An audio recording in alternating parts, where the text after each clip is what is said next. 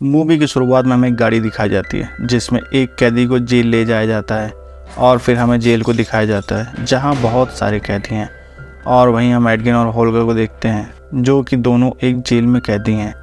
जब इन दोनों को जज के सामने सुनवाई के लिए बुलाया जाता है तो एडगिन इन्हें बताता है कि मैं हमेशा से ही एक चोर नहीं था, बल्कि मैं हार्पर सेक्शन का एक सदस्य था जो जासूसों का एक ग्रुप है। मैंने बहुत सारे चोरों और डाकुओं को पकड़वाया है, जिसमें से थैम रेड विजर्ड्स को भी उसके अंजाम तक पहुंचाया। एडगिन बताता है कि मेरी एक बीवी और बच्ची भी थी और मेरी बहुत ही अच्छी ज़िंदगी थी जिसमें मैं बहुत खुश था। पर एक दिन रेड विजर्ड जिसे मैंने पकड़वाया था वो वापस आया और मेरी बीवी को मार दिया, लेकिन मेरी बेटी बच गई। पर मेरी बीवी के गुजर जाने के बाद कुछ महीने बहुत ही शर्मनाक बीते, लेकिन कुछ समय बाद मुझे होल्गा मिली जिसको मेरी बेटी कीरा पर तरस आ गया।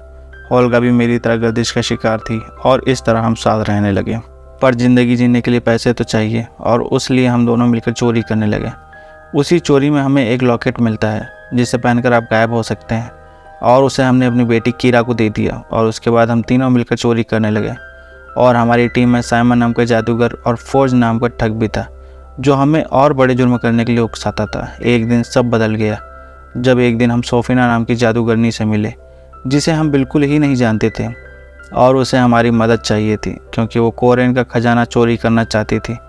पर मैंने मना कर दिया, लेकिन फोर्ज ने मुझे मना लिया क्योंकि उसमें एक ऐसी चीज़ थी जिसमें हम मरे हुए को भी जिंदा कर सकते थे, जिसे कहते हैं टैबलेट ऑफ रीअवेकनिंग। इसलिए मैंने हाँ कर दी क्योंकि मैं अपनी बीवी को वापस लाना चाहता था। और हम वहाँ पहुँच जाते हैं और सोफिना को जल्द ही उसका खजाना मिल गया। और जैसे ही मैंने टैबलेट ऑफ रीअवेकनिंग को उठाया जिसके लिए मैंने हाँ की थी, वैसे ही वहाँ अलार्म बज गया। सोफिना ने सभी पर अटैक कर दिया और सभी को मारने लगी। वो हमारे उसूलों के खिलाफ था क्योंकि हम किसी को मारते नहीं, और सोफिना वक्त को रोकने लगी। पर साइमन उसके जादू को नहीं पलट पाया क्योंकि सोफिना बहुत ताकतवर थी, इसलिए हम सभी वहाँ फंस गए। लेकिन मैंने वो टैबलेट ऑफ रीअवेकनिंग फोर्ज को दे दिया और फोर्ज वहाँ से भाग गया। और फिर हम यहाँ जेल में आ गए और यहीं पर जोनाथन भी आ जाता है। उसके बाद एडगिन और होल्गा खिड़की से कूद जाते हैं। इस तरह जोनाथन की मदद से दोनों जेल से भाग जाते हैं और फिर एडगिन अपने घर आ जाता है। और फिर हमें पता चलता है कि फोर्ज यहाँ पर राजा बन चुका है।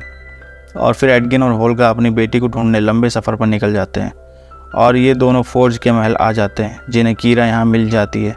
तभी इनके पास फोर्ज भी आ जाता है और इन दोनों को अपने साथ ले जाता है। और तभी एडगिन फोर्ज से कहता है कि मैंने जो तुम्हें टैबलेट ऑफ रीअवेकनिंग दिया था वो मुझे दे दो। तभी कीरा कहते हैं कि आप यहाँ मेरे लिए नहीं बल्कि खजाने के लिए आए हैं, और वो गुस्सा होकर चली जाती है।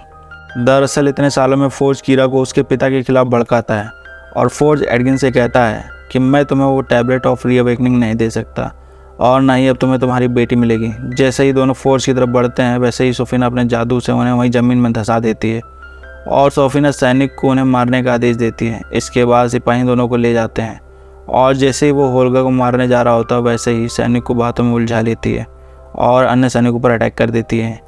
यहाँ जितने भी सिपाही होते हैं होल्गा सभी को मारकर उनके छक्के छुड़ा देती है। उसके बाद दोनों यहाँ से भाग जाते हैं। एडगिन अपनी बेटी को बचाने के लिए होल्गा से अपनी एक टीम बनाने की बात कहता है और कहता है कि हम पैसों के लिए फोर्ज का खजाना चुराएंगे, वहीं पर वो टैबलेट ऑफ रीअवेकनिंग भी होगा। जब वो दोनों अपनी टीम के लिए साइमन के पास जाते हैं जो वहाँ पर जादू दिखा रहा होता है, पर साइमन जादू से उन सभी का खजाना भी चुरा रहा होता है। तभी वहाँ एडगिन और होल्गा आ जाते हैं और देखता है उसका जादू खत्म हो जाता है, जिसकी वजह से सबको पता चल जाता है कि वो उनके सामान चुरा रहा है और वो सभी साइमन को मारने के लिए आगे बढ़ते हैं।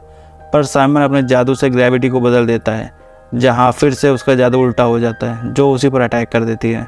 उसके बाद होल्गा और एडगिन उसे लेकर यहाँ से भाग जाते हैं। हमें अपने प्लान में डोरेक की ज़रूरत पड़ेगी और फिर वो जब डोरेक के पास जाते हैं और यहाँ हमें डोरेक को दिखाया जाता है जो अपना रूप बदल रही होती है। यहाँ पर सभी सिपाहियों को मार रही होती है और मार मार के सिपाहियों को भगा देती है, जिससे सभी देख सोच में पड़ जाते हैं और वो डोरेक को भी अपनी टीम में मिला लेते हैं।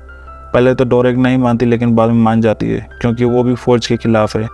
इधर हम सोफिना को देखते हैं जहाँ वो मास्टर्स के साथ होती है और उसके मास्टर्स उससे कहते हैं कि हम बहुत जल्द जीतने वाले हैं और फोर्ज की चालाकी की तारीफ़ करता है। तभी फोर्ज वहाँ आ जाता है और सोफिना से कहता है कि हमारे मेहमान आ चुके हैं जिन्हें तिजोरी देखनी है। सोफिना उन्हें अपनी तिजोरी दिखाती है और बताती है कि इस अभेद जादू से तिजोरी को सुरक्षित किया गया है जिसको भेद पाना नामुमकिन है। तभी सोफिना वहाँ पर एक मक्खी पर हमला कर देती है क्योंकि उस मक्खी के रूप में डोरेक होती है, लेकिन डोरेक वहाँ से चूहे का रूप बदल कर वहाँ से भागने लगती है। सिपाही उसे पहचान लेते हैं, लेकिन सिपाही जब तक उसे पकड़ पाते डोरेक बाज का रूप लेकर वहाँ से उड़ जाती है। पर सिपाही डोरेक पर लगातार हमला करते रहते हैं, जिसकी वजह से वो नीचे गिर जाती है और नीचे गिरते ही वो बिल्ली का रूप ले लेती है। बाहर आते ही सोफिना इसे पहचान कर उस पर हमला करने लगती है, लेकिन डोरेक तेज भागने के लिए हिरन का रूप ले लेती है और वो भाग जाती है और अपने साथियों से जाकर बताती है कि तिजोरी को मॉडर्न कैनन शील्ड से सुरक्षित किया गया है, जिससे साइमन सुनकर कहता है कि मैं ये तिजोरी सुरक्षा कवच को नहीं तोड़ पाऊंगा। और तभी साइमन को याद आता है कि तिजोरी को डिसजंक्शन हेलमेट की मदद से खोल सकते हैं, और उस हेलमेट के बारे में होल्गा को पता होता है कि वो कहाँ है। और रास्ते में जब सभी जा रहे होते हैं तो होल्गा मार्लिमन के पास जाती है, जहाँ में पता चलता है कि दोनों एक साथ रहते हैं। सभी वहाँ से चल देते हैं और वो एक कब्रिस्तान पहुँचते हैं जो सैनिकों का ग्रेवयार्ड होता है, जहाँ साइमन जादू से मुर्दे को जिंदा कर देता है और कहता है केवल 5 ही सवाल पूछना है।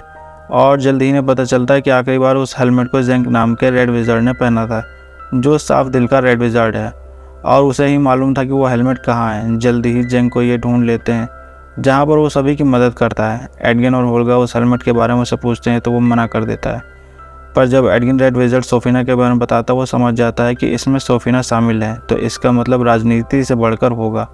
और फिर जेंक उन्हें बताता है कि लगभग 1 सदी पहले सोफिना के मास्टर थैम ने तख्ता पलट के लिए अपने जादू का इस्तेमाल किया था और शैतानी शक्तियों की मदद से सबको अपना गुलाम बना लिया था, जिसमें उनके साथियों ने भी उसका साथ दिया था। उसके जादू की वजह से इंसान भी हैवान बन गए और एक दूसरे को मारने लगे, लेकिन मैं किसी तरफ बच गया। और सोफिना भी वही करने वाली है जो उसके मास्टर ने की थी। अब उसे रोकने के लिए जेंक एडगिन से बताता है कि हमें उस हेलमेट के लिए अंडर डार्क जाना होगा, और वो चले जाते हैं, जहाँ उन्हें सबसे पहले अकल के दुश्मन मिलते हैं जो उन पर हमला नहीं करते, और वहाँ से बचकर निकल जाते हैं। उसके बाद ये सभी बीच में आ जाते हैं, जहाँ इन्हें लावा की नदी मिलती है, जहाँ साइमन होल्गा की छड़ी की मदद से पोर्टल का एक दरवाज़ा बना लेता है, जिसकी मदद से वो सभी दूसरी तरफ चले जाते हैं, और वहाँ उन्हें एक मूर्ति के अंदर वो हेलमेट मिल जाता है। तभी वहाँ कुछ रेड विजार्ड्स आ जाते हैं जो पहले ही इनका पीछा कर रहे होते हैं, पर जेंक कहता है इन्हें मुझ पर छोड़ दो। और तब हम देखते हैं कि जेंक कोई मामूली रेड विजार्ड नहीं है, बल्कि वो माहिर सिपाही है जो उन सभी को मार देता है, और जेंक इन सभी को भागने के लिए कहता है। और तभी ये सभी जाग जाते हैं और सभी रेड विजार्ड्स उनका पीछा करने लगते हैं, और तभी इनके सामने एक बड़ा सा ड्रैगन आ जाता है और इनका पीछा करने लगता है और सभी रेड विजार्ड्स को खाने लगता है। लेकिन ड्रैगन बहुत मोटा हो चुका है, इसलिए वो तेज़ी से दौड़ नहीं सकता, पर ड्रैगन ब्रिज के दूसरी छोर पर पहुंचकर ब्रिज को अपनी तरफ झुका लेता है। तभी एडगिन उसके मुंह में जाने वाला होता है, लेकिन तभी जेंक ड्रैगन के सिर पर वार कर देता है, जिससे उन्हें भागने का मौका मिल जाता है। पर जल्दी ही फिर से ड्रैगन वापस आ जाता है, क्योंकि वो मरा नहीं था, और ये लोग एक बंद गुफा में फंस जाते हैं और जल्दी ही यहाँ पर पानी भरने लगता है। तभी एडगिन साइमन को आग जलाने को कहता है और सभी पानी में घुस जाते हैं, और देते ही जैसे ही ड्रैगन साइमन की आग के पास आता है, ड्रैगन अपनी आग से खुद ही जलकर मर जाता है और वह सभी बाहर आ जाते हैं। जेंक इन सबसे कहता है कि मेरा काम अब खत्म हो चुका है, अब आगे का सफ़र खुद ही तुम लोगों को पूरा करना होगा, इसलिए वो हेलमेट देकर यहाँ से चला जाता है। साइमन हेलमेट से जुड़ने की कोशिश करता है, लेकिन जुड़ नहीं पाता। साइमन बार बार कोशिश करता है, लेकिन इसमें कामयाब नहीं हो पाता।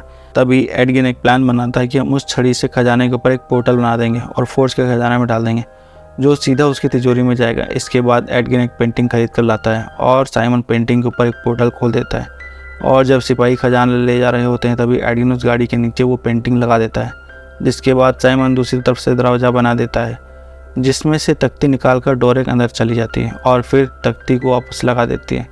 डोरेक दरवाजे वाले पोर्टल पर फिर से फ़ोटो लगा देती है और डोरेक वहाँ मक्खी का रूप लेकर वहाँ से भाग जाती है।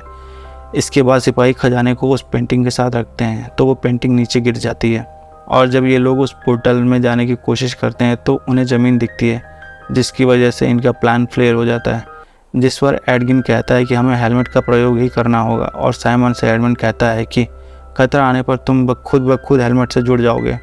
इसके बाद ये लोग सिपाहियों को चकमा देकर महल के अंदर घुस जाते हैं, पर सिपाही इन्हें जल्दी ही देख लेते हैं। पर ओल्गा वहाँ आकर सभी सिपाहियों को मार मार कर उनके धागे खोल देती है। साइमन भी तिजोरी के पास पहुँच जाता है और खतरा आने पर हेलमेट से जुड़ जाता है। फिर सभी सिपाहियों को ठिकाने लगा देता है और तिजोरी खोलकर अंदर चला जाता है। उधर डोरेक भी कीड़े के रूप में अंदर चली जाती है। जैसे ही सब अंदर पहुंचते हैं तिजोरी खाली होती है, जहां पहले से ही जाल बिछा हुआ था। और उधर भी डोरेक जहां गई थी वहां तिजोरी नहीं बल्कि वह एक बंदरगाह है, जहां सभी सैनिक एक जहाज के अंदर सोना ले जा रहे थे। तभी एक सिपाही डोरेक के पीछे से मारकर बेहोश कर देता है। इधर एडगिन जब अपनी लड़की के पास जाता है तो वहाँ कीरा नहीं बल्कि सोफिना होती है, जो एडगिन को पकड़ लेती है। उसके बाद फोर जाता है और कहता है कि अब खेल शुरू होने वाला है। तभी सोफिना सभी को गेम की एक बुलबुलैया के अंदर भेज देती है, जहाँ चारों ओर खतरनाक जानवर हैं, पर ये सभी उन सभी खतरों से बाहर निकलने की कोशिश करते हैं और तभी सभी जानवर उन सभी को घेर लेते हैं और डोरेक उन सभी से कहती है कि तुम सब इस जेली में घुस जाओ, मैं तुम्हें निकाल लूँगी। और जैसे ही वो जानवर इन सब पर अटैक करता है, ये सभी उस जेली में कूद जाते हैं। इसके बाद डोरेक एक सांप के रूप में लेकर बाहर निकल जाती है और सबको बाहर निकाल लेती है। उसके बाद डोरेक सबको उस जगह ले जाती है जहां बंदरगाह पर सिपाही खजाना भर रहे थे। फोर्ज कीरा के गले पर चाकू रख देता है और कहता है कि अगर लड़की को जिंदा देखना चाहते तो खजाना और टैबलेट ऑफ रीअवेकनिंग मेरे हवाले कर दो। अब कीरा भी फोर्ज की सच्चाई जान चुकी है। तभी होल्गा मौका देखकर फोर्ज पर हमला कर देती है और कीरा को बचाकर वो सभी जहाज पर ले आते हैं। तभी साइमन अपने जादू से पानी में दूर ले जाता है। दूसरी तरफ सोफिना अपने जादुई रस्मों को अंजाम देने लगती है, जिसके बाद उसके सभी सिपाही वापस आ जाएंगे और यहाँ पर मौजूद सभी लोगों को अपना गुलाम बना लेंगे। और सोफिना ने इसी दिन के लिए फोर्ज का इस्तेमाल किया था ताकि ये अपने मकसद को अंजाम दे सके। इधर एडविन को सोफिना के इरादे पता चल जाते हैं और फ़ौरन अपनी नाव उसकी तरफ घुमा लेता है और साइमन छड़ी के इस्तेमाल से सारा खजाना बलून से सारी प्रजा में बांटने लगता है, जिसकी वजह से सभी वहाँ से भाग जाते हैं और सोफिना का प्लान कामयाब नहीं हो पाता है। इधर एडविन कीरा से कहता है कि अपने लॉकेट की शक्ति का प्रयोग कर छुपे रहना। तभी सोफिना इन सब पर हमला करने लगती है और डोरेक सोफिना पर आसमान से हमला कर उसे नीचे ले आती है। सोफिना एक ड्रैगन से इन सब पर हमला करने लगती है और इन्हें मारने की कोशिश करती है, पर ये सभी उसे जल्दी ही खत्म कर देते हैं। इसके बाद सोफिना जादू की मदद से इन सब पर हमला करती है, पर साइमन थोड़ी देर के लिए उसे रोक लेता है, पर ज़्यादा देर नहीं। इसके बाद ये सभी एक साथ होकर सोफिना पर हमला करते हैं, पर सोफिना इनके काबू में नहीं आती। वो दोबारा समय को रोकने लगती है, पर साइमन जादू तोड़ने की कोशिश करता है। सोफिना को लगता है कि समय रुक गया है, लेकिन जल्दी ही सोफिना को पता चलता है कि ये सभी नाटक कर रहे थे, क्योंकि साइमन पहले ही सोफिना का जादू रोक देता है। जैसे ही सोफिना को समझ पाती है, कीरा उसे जादुई कड़ा पहना देती है, जिसकी वजह से वो जादू नहीं कर पाएगी। उसके बाद डोरेक उसके ऊपर अटैक कर उसका खात्मा कर देती है, पर तभी हम देखते हैं कि होल्गा के सीने में चाकू लगा हुआ है। दरअसल सोफिना ने लड़ाई के वक्त होल्गा के सीने में चाकू मार दिया था, इसलिए होल्गा नहीं बच पाती और वो मर जाती है। और तभी एडविन वो टैबलेट ऑफ रीअवेकनिंग निकालता है और कीरा से कहता है कि इसे हम केवल एक ही बार इस्तेमाल कर सकते हैं, और वो अपनी बीवी के बजाय ओल्गा को ज़िंदा कर लेता है और लोगों को खुशहाल परिवार बन जाता है। इसी के साथ ये मूवी ख़त्म हो जाती है।